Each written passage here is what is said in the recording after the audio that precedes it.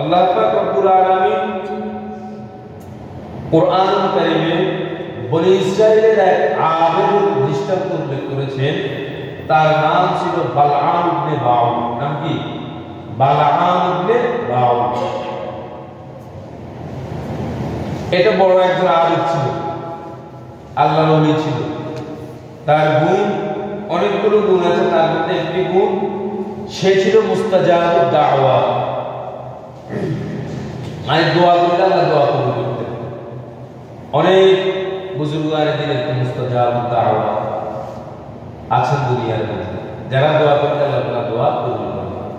নবী রাসূলগণকে আল্লাহ তাআলা মুস্তাজাবুদ দাওয়া বানিয়েছিলেন, দোয়া করলে দোয়া কবুল করতেন আল্লাহ। নবী মুসা আলাইহিস সালামের জমানায় ওই আবেদও মুস্তাজাবুদ দাওয়া ছিলেন, যার দোয়া আল্লাহ কবুল করতেন।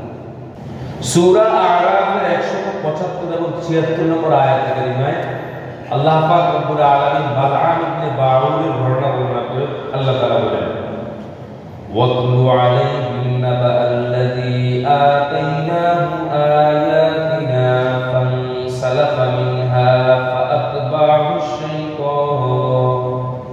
ফাআতবা'হু আশ-শাইতানু ফাকানা মিনাল গায়িন। আল্লাহ পাক রব্বুল আলামিন বলেন, ওয়াতলু আলাইহিম নাবাআল্লাযী আতাইনাহু আয়াতিনা, আপনি আপনার উম্মতকে সেই লোকের কথা শুনিয়ে দিন যাকে আমি আমার নিদর্শনাবলী দিয়েছিলাম। আতাইনাহু আয়াতিনা, যাকে আমি আমার নিদর্শনাবলী দিয়েছিলাম। আল্লাহ খাস ওলি মানুষ, এজন্য আল্লাহ অনেক নিদর্শনাবলী তাকে আল্লাহ তাআলা দিয়েছিলেন। ফানসালাফা মিনহা, কিন্তু সে তা সম্পূর্ণ বর্জন করে আমার নিদর্শনাবলী থেকে মুখ ফিরিয়ে নেওয়ার পরে ফাআতবা'হু আশ-শাইতান, শয়তান তার পিছনে। আল্লাহর হুকুম থেকে দূরে সরে গেছে, আল্লাহর নিদর্শনাবলী থেকে নিজেকে সরাই নিয়েছে, অন্যদিকে ঝুঁকে গেছে, দুনিয়ার দিকে ঝুঁকছে, এজন্য শয়তান তার পিছু নিছে। ফাকানা মিনাল গায়িন, পরিণামে সে পথভ্রষ্টদের অন্তর্ভুক্ত হয়ে গেল। নাউজুবিল্লাহ। তাহলে আল্লাহর হুকুম থেকে যারা দূরে সরে যাবে, শয়তান তার পিছনে এবং সে গুমরাহির দিকে চলে যাবে। এজন্য ভাইরা বাবাজিরা, আমরা আল্লাহর হুকুমের উপর সদা সর্বদা থাকার জন্য চেষ্টা করব। শয়তান যেন কোনোভাবে আমাদেরকে পথভ্রষ্টদের কাতারে নিতে না পারে, এজন্য সব সময় আল্লাহর কাছে হেদায়েতের দোয়া করতে হবে। আল্লাহর কাছে বলবো, আল্লাহ আপনি আমাদেরকে পথভ্রষ্টদের কাতারে নিয়ে না মাবুদ, আপনি আপনার মুমিন ইমানদার বান্দাদের কাতারে আমাদের অন্তর্ভুক্ত করে সকলে আমিন। দেখেন বালআম ইবনে বাউরের ঘটনা আল্লাহ তাআলা উল্লেখ করেন। সূরা আরাফের 176 নম্বর আয়াতে পরের আয়াতে আল্লাহ তাআলা বলতেছেন, ওয়ালাউ শি'না লারাফা'নাহু বিহা, আল্লাহ তাআলা বলেন আমি যদি চাইতাম তাকে আমার এই নিদর্শনাবলীর দ্বারা তাকে মর্যাদাবান বানিয়ে দিতাম। আমি যদি চাইতাম, ইচ্ছা করতাম, আমার এই নিদর্শনাবলী দ্বারা তাকে আমি কি করতাম? মর্যাদাবান বানিয়ে দিতাম। ওয়ালাকিন্নাহু আখলাদা ইলাল আরদ, কিন্তু সে এগুলা থেকে মুখ ফিরিয়ে নিয়ে দুনিয়ার মধ্যে ছুটে পড়েছে। আল্লাহর নিদর্শনাবলী, আল্লাহর হুকুম আহকাম ছেড়ে কোন দিকে ঝাঁপিয়ে পড়ছে? দুনিয়ার দিকে ঝুঁকে পড়েছে। ওয়াত্তাবা'a হাওয়াহু, এবং সে নিজ প্রবৃত্তি অনুসরণ করতে শুরু করেছে। নফস যেটা বলে, মনে যেটা চায় সেটা করা শুরু করেছে। আল্লাহর হুকুম আর সে পালন করতেছে না, মনে যা চায় তা করে। ফামাসালুহু কামাসালিল কালবি, তার দৃষ্টান্ত ওই কুকুরের মতো। এই তাহমিল আলাইহি আলহাক, যে কুকুরকে আপনি যদি তাড়া করেন, হামলা করেন, অথবা কুকুরের ঘাড়ে যদি বোঝা চাপিয়ে দেন, তারপরও সে জিহ্বা বের করে হাঁপাবে। কুকুরকে ধমক দিলে জিভে মারলে কি করে? হাঁপায়। কুকুরের ঘাড়ের মধ্যে একটা বস্তা দিয়ে দিয়েছে, কিছু দিয়ে দিয়েছে, হাঁপায় কিনা বলবে? এই তাহমিল আলাইহি ইয়ালহাকু, যদি আপনি তার ঘাড়ে বোঝা দেন অথবা তাকে আপনি ধমক দেন, তার উপর হামলা করে, ইয়ালহাকু, সে কি করে? হাঁপায়। আও তাতরুকুহু ইয়ালহাকু, অথবা তাকে নিজ অবস্থায় ছেড়ে দেন, তারপর সে হাঁপায়। কুকুরে হাঁপায়। আল্লাহ পাক রব্বুল আলামিন এই আয়াতে কারিমায় বালআম ইবনে বাউদ এর ঘটনা উল্লেখ করেছেন। বালআম ইবনে বাউদ একজন আবেদ ছিলেন, মুস্তাজাবুদ দাওয়াত ছিলেন, যার দোয়া আল্লাহ কবুল করতেন।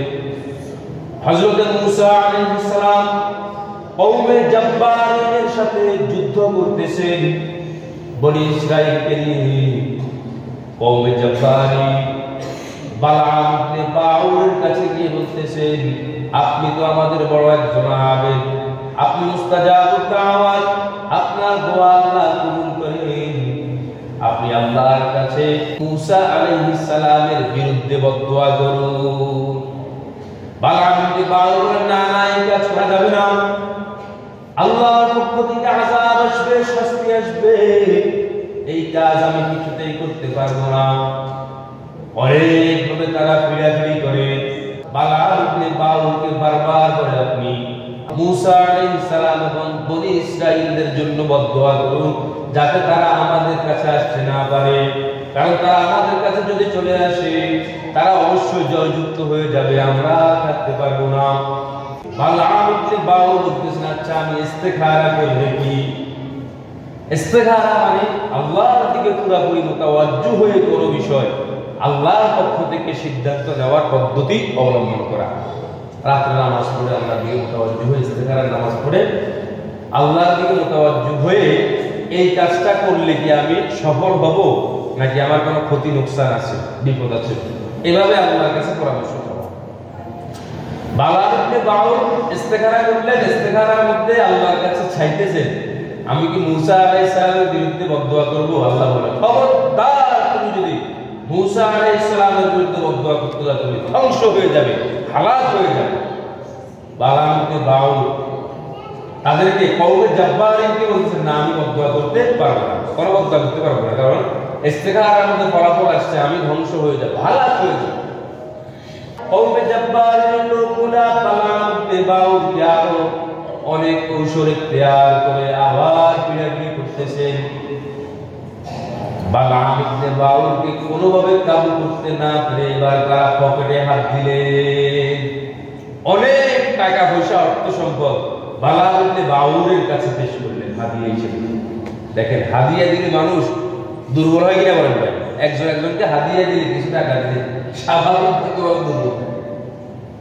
আপনি কাউকে সহযোগিতা করছেন, দেখবেন ওই লোকটা আপনার সামনে অত্যন্ত নমনীয়। হাদিয়া দেওয়া দ্বারা মানুষ কাবু করা যায়।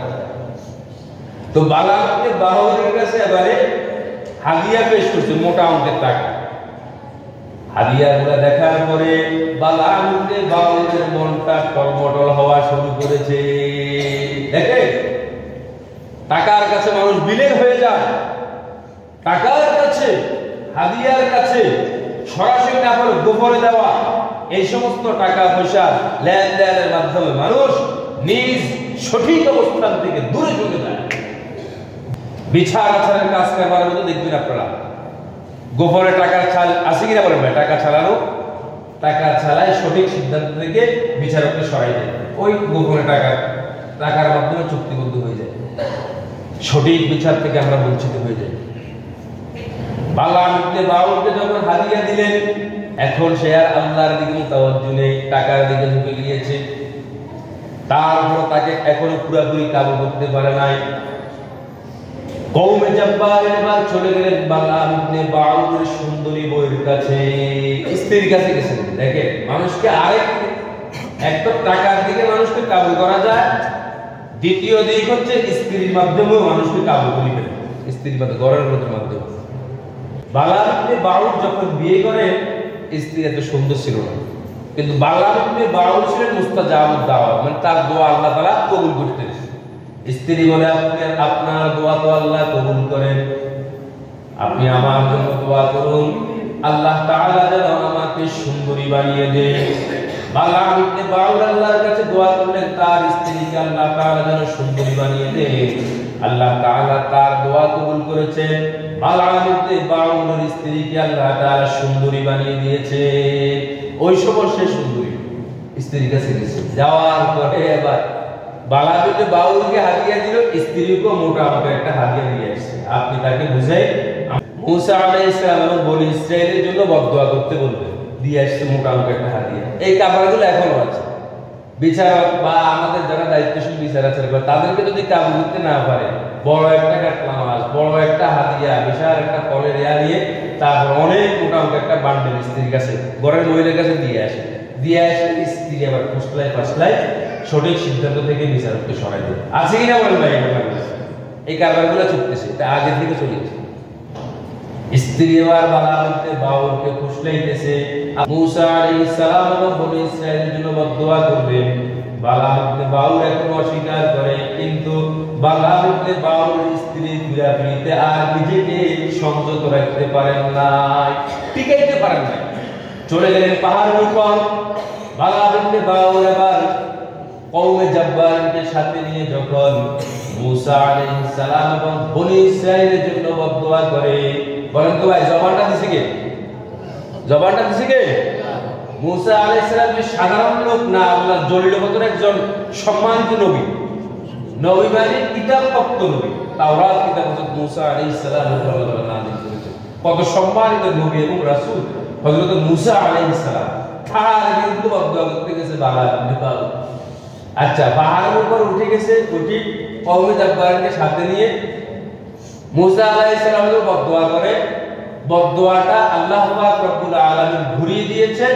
কওমে জাব্বার নিজ কওমের জন্য হয় কি হয়? বদদোয়া হয়। দেখেন জবান আল্লাহ তাআলা দিয়েছেন, এটা নিয়ন্ত্রণ কার হাতে? আল্লাহ। বালাম ইবনে বাউর মুসা আলাইহিস সালাম বনি ইসরাইলের জন্য বদদোয়া করে, কিন্তু এটা নিজ কওমে জাব্বারের জন্য বদদোয়া হয়ে যায়।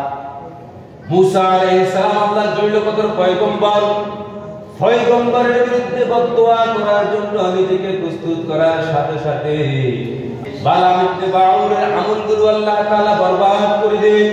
শুধু তাই নয়, জিল্লতির জীবন বালাম ইবনে বাউরকে দেখিয়ে দিয়েছেন কওমে জাব্বারের সামনে এবং পুরো পৃথিবীবাসীর জন্য। বালাম ইবনে বাউরের জিহ্বাটা পড়ে গিয়েছে, কুকুরের মতো জিহ্বাটা ঝুলে গিয়েছে, কুকুরের মতো জিহ্বাটা ঝুলে গিয়েছে নিচের দিকে, মুখ থেকে বেরিয়ে গেছে। বালাম শুধু এবার হাঁপায়, শুধু হাঁপায় আর বলে আমি তো ধ্বংস হয়ে গিয়েছি, আমি তো শেষ হয়ে গিয়েছি, আমি তো ধ্বংস হয়ে গিয়েছি। আল্লাহ পাক রব্বুল আলামিন এই ঘটনা উল্লেখ করে সেটাই বলতেছেন, ফামাসালুহু কামাসালিল কালবি, তার দৃষ্টান্ত ওই কুকুরের মতো।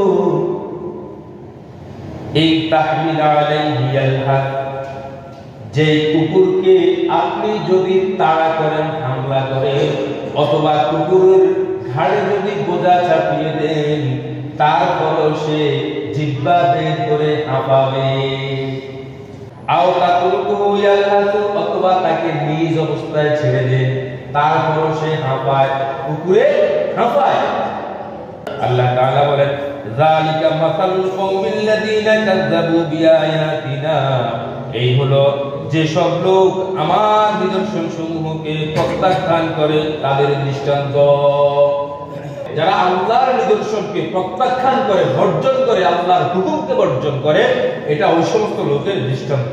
আল্লাহ তাআলা এরপরে বলতেছেন, ফাকসুসিল কসাস লাআল্লাহুম ইয়াতাফাক্কারুন, সুতরাং হে নবী আপনি তাদেরকে এমন ঘটনা শুনান, আপনার উম্মতকে এমন ঘটনা শোনাতে থাকুন যাতে তারা চিন্তা করে। দেখেন এই ঘটনা থেকে আমরা কি বুঝলাম? আল্লাহর হুকুম থেকে মুখ ফিরিয়ে নেওয়া মানে দৃষ্টান্ত বালাম ইবনে বাউরের দৃষ্টান্ত। সে আল্লাহর নিদর্শনাবলী পেয়েছে, আল্লাহর হুকুমের ব্যাপারে সে অবগত আলেম, কিন্তু সে এটা ধরে রাখতে পারে নাই। কিসের কারণে? টাকার লোভ, পাশাপাশি নিজের স্ত্রীর কথা শোনার কারণে।